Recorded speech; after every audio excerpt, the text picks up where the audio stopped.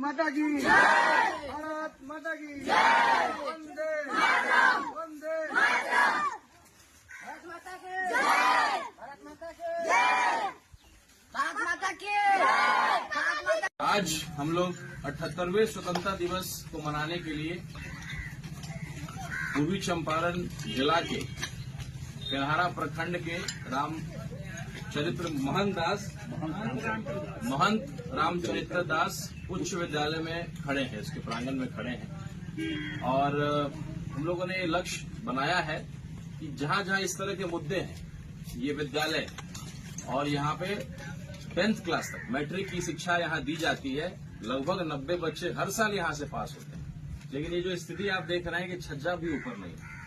बच्चे यहाँ पढ़ने आते हैं, शौचालय की व्यवस्था के हालात कैसे हैं, और ये पूरा जो व्यवस्था है, इसको लेकर के हम लोगों ने पिछले 15 अगस्त को वादा किया था कि हम लोग इसको बनवाएंगे। एक नई पार्टी, एक नई उम्मीद के रूप में, एक नई पार्टी के समर्थित उम्मीदवार जनसुराज के अफाक साहब आए थे। यहाँ के जो 9 शिक्षक हैं, सभी लोगों ने उनको वोट किया था और उन्होंने वादा भी किया था कि यहाँ पे वो कुछ न कुछ यहाँ बिल्डिंग के लिए कुछ हम लोग को फंड अपने कोष से देंगे। और बड़ी हम लोग को उम्मीद थी। आज दोबारा पिछले 15 अगस्त को वादा किया गया था, आज दोबारा 15 अगस्त आया, तो हम लोगों ने देखा कि अब संघर्ष का रास्ता चुनना पड़ेगा। वैसी परिस्थिति आएगी तो हम लोग 1-1 रुपए चंदा जोड़ेंगे। इस ग्रामीण यहाँ के आलोक सिंह जी हैं, संजीव सिंह जी हैं, यहाँ इश्तियाक साहब यहाँ के प्रिंसिपल हैं। कहीं न कहीं ये राजनीति का बलि चढ़ता हुआ ये विद्यालय, बच्चों का भविष्य आप देख रहे हैं किस तरीके से ये विद्यालय, जिसके पास एक रूम नहीं, हम नए विद्यालयों की बनाने की बात करते हैं, और इतना बढ़िया विद्यालय जिसके पास इतना जमीन है, इतनी अच्छी व्यवस्था है, गांव के बीच में बसा हुआ विद्यालय है। ऐसे अनेकों विद्यालय हैं, केवल एक विद्यालय नहीं, जिसको वित्त रहित बोलते हैं। अगर हम उस मुद्दे की बात करें तो ऐसे अनेकों विद्यालय जो वित्त रहित है। 2011 से आप सरकार इनको बच्चों को डिग्री देती है, पढ़ने का इजाजत देती है, यही कॉपी चेक होता है, यही शिक्षक पढ़ाते हैं। लेकिन जब तनख्वाह देने की बात आएगी तो आप तनख्वाह 2011 से इस विद्यालय को किसी तरह का कोई वित्त नहीं मिला है, कोई वित्त सहायता नहीं मिला। अलग अलग नए नए नियम बना करके इनको प्रताड़ित किया जाता है और पूरा प्रयास किया जा रहा है, हर संभव प्रयास कि ये विद्यालय बंद हो जाए। आप कहते हैं कि भाई शिक्षा की व्यवस्था इतनी दुरुस्त है, हम नई शिक्षा व्यवस्था बनाएंगे और पुराना जो बचा हुआ अपना धरोहर है उसको हम नहीं बचा पा रहे। मैं अपने तमाम भाइयों से, तमाम वोटरों से खास करके अपील करना चाहता हूं कि जब चुनाव आता है तो आप कहते हैं कि वोट नहीं तो रोड नहीं, स्कूल नहीं तो वोट नहीं। जो ऐसे मुद्दे आप उठाते हैं तो चुनाव के समय आप उठाते हैं और उस समय आपको पहला फुसला करके आपसे वोटिंग करा लिया जाता है। तो मैं आपसे आग्रह करूंगा कि एक मुहिम को हम लोग शुरू करें। कहते हैं कि भाई सफाई अगर करना है शुरुआत, तो पहले अपने घर, अपने गांव से शुरुआत करें। इसलिए हम लोगों ने इस मुहिम को, और एक माला जो है, ऐसे तमाम जो मुद्दे हैं, ऐसे तमाम विद्यालय जिसके पास छत नहीं है, ऐसी सड़कें जहां पे बड़ी आबादी उसमें चलती है लेकिन उस सड़क को बनवाने वाला नहीं, ऐसे मुद्दों के पास हम लोग जा करके स्वतंत्रता दिवस में एक माला जो है अर्पित करेंगे। और उसके लिए संघर्ष सोशल मीडिया से लेकर, जमीन से लेकर के, बैठक, धरना से लेकर के, जो करना पड़े, लोगों को जोड़ करके इस मुहिम को करेंगे। और आपसे आग्रह करेंगे कि वोट नहीं, रोड नहीं तो वोट नहीं, स्कूल नहीं तो वोट नहीं, ऐसे मुद्दों को आप आज शुरू करिए, ताकि वित्त देने का समय है। अभी आपके विधायक, आपके सांसद, आपके जो भी होते हैं, उनके पास पैसा है, वो चाहे तो बनवा सकते हैं।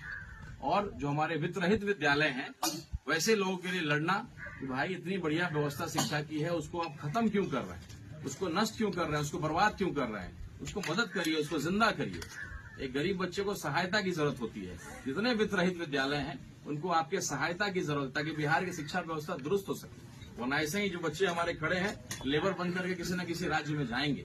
तो जनसुराज एक उम्मीद के रूप में आई थी, हम सब लोगों ने बहुत विश्वास किया था। अफाक साहब, जिनको हम पहचानते भी नहीं थे, जानते भी नहीं थे, लेकिन जनसुराज प्रशांत किशोर जी ने बात कही थी कि शिक्षा व्यवस्था दुरुस्त करेंगे, तो उनके एक MLC बनने के रूप में आए थे, हम लोगों ने मदद किया था, उम्मीद किया था। उनसे पुनः एक बार आग्रह करेंगे कि भाई इस काम को आप पूरा कराएं। ये जो विद्यालय के लिए आपने वादा किया था उसको आप पूरा कराएं। आप नहीं पूरा कराएंगे तो निश्चित रूप से हम लोग धरना पे बैठेंगे। यहाँ के जो माननीय विधायक हैं, यहाँ के नए सांसद हुए हैं, ये राजनीति का जो है अड्डा बन गया है ये विद्यालय, कि भाई आपने तो हमको वोट दिलाया नहीं, आप तो MLC में आपने जनसुराज को वोट दिया, तो आपने भाजपा को कहाँ वोट दिया, तो हम भाजपा के विधायक हम क्यों बिल्डिंग बनाते। इससे पहले की स्थिति कुछ और थी। कोई सांसद था, वो कहते राजपूतों का गांव है, यहाँ हम क्यों बिल्डिंग बना दे, यहाँ के प्रिंसिपल तो अकलियत से आते हैं, उनको हम क्यों मदद करें। तो ये राजनीतिक भेड़ चढ़ रहा है। इसमें सब लोगों से मेरा आग्रह है, विनम्र आग्रह है कि इस विद्यालय की चिंता करिए, बच्चों की चिंता करिए। राजनीति आप अगर कहीं का विकास करिएगा तो उससे फायदा ही होगा, नुकसान नहीं होगा। शिवजी राय जी ने एक बिल्डिंग यहाँ दे दिया, जबकि उनको यहाँ कोई वोट नहीं मिलता, और जिसको पूरा वोट मिलता है, पूरा एक मुश्त वोट मिलता है, वो कहते हैं कि आपने तो जनसुराज को मदद कर दिया, तो हम क्यों आपको वोट करें। और जनसुराज जिसको मदद किया उनको चिंता ही नहीं, आज तक कभी देखने नहीं आए। और नई बड़ी बड़ी बातें जो है जनसुराज के प्रणेता प्रशांत किशोर जी बोलते हैं। तो मैं आग्रह करता हूं, ये माला हम लोग इस बिल्डिंग को आज पहना रहे हैं, और ये माला हम तभी हटाएंगे जब यहाँ का विद्यालय का बिल्डिंग यहाँ से बनेगा। जब तक ये माला रहेगा हमें याद दिलाता रहेगा कि इस विद्यालय के लिए हमें लड़ना है, संघर्ष करना है। और ये एक शुरुआत है। आपके इलाके में भी कोई इस तरह का मुद्दा हो तो निश्चित रूप से हम आएंगे, और उस लड़ाई में हम चूंकि किसी पद पे नहीं है, ये नहीं कर सकते हैं, लेकिन संघर्ष करना हमारा काम है। जिस तरीके से फुलवरिया घाट हम लोगों ने इस मुहिम को शुरू किया, उसके बाद काम में तेजी आ गया, तो फिर हमारा काम खत्म हो गया। तो हम लोग ऐसे तमाम मुद्दों को उठा करके जहां पे जो किसी का ध्यान नहीं जा रहा है उसको ध्यान आकृष्ट करेंगे, और समाज के हित में अगर हमारा बिहार शिक्षित हो जाएगा तो निश्चित रूप से पलायन रुकेगा। और जो वादे हम लोग अलग अलग लोग करते हैं कि बेरोजगारी खत्म करेंगे, पलायन खत्म करेंगे, तो शिक्षा व्यवस्था आप दीजिएगा तभी वो खत्म होगा। केवल चुनावी वादे से वो खत्म नहीं।